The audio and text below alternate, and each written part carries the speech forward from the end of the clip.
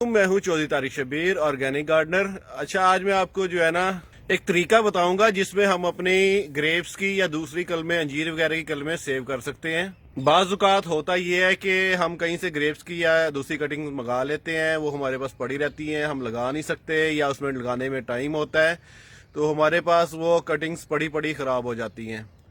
क्योंकि हमें समझ ही नहीं आती इसको पानी में रखें या रूम टेम्परेचर पे रख दें या कवर करें या कैसे करें। लगाने का टाइम नहीं होता या जगह नहीं होती या कहीं और लगानी होती हैं, तो वो कटिंग ख़राब हो जाती हैं। मैंने ग्रेप्स कटिंग मंगाई थी कोयटा से, 2 दिन से ये मेरे पास पड़ी हुई हैं। अभी मेरे पास लगाने का टाइम नहीं है इनको, क्योंकि मैंने इनको ग्राफ्टिंग करनी है।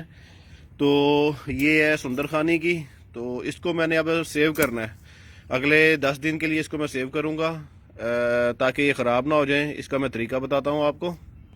जी, इनकी नमी को बरकरार करने के लिए, मैंने बरकरार रखने के लिए इसको पॉलीथीन से निकाल लिया है और ये साइड पे मेरे पास गीली मिट्टी पड़ी है। जी, इनको मैंने मिट्टी में दबाना शुरू कर दिया है। गीली मिट्टी में इस तरह इनकी नमी बरकरार रहेगी, बल्कि ये मिट्टी से नमी और चूस लेंगे, तो इस तरह ये फ्रेश रहेंगी। इसको आप लगा सकेंगे या ग्राफ्टिंग कर सकेंगे, तो ये आपकी चल जाएंगी। ये आप भी मिट्टी में गड़ा खोद के अपनी कलम महफूज कर सकते हैं। इसको आप 1 महीने या 1.5 महीने या 2 महीने तक भी आप सेव कर सकते हैं। तो इस तरीके पे अमल करें। अल्लाह हाफिज़।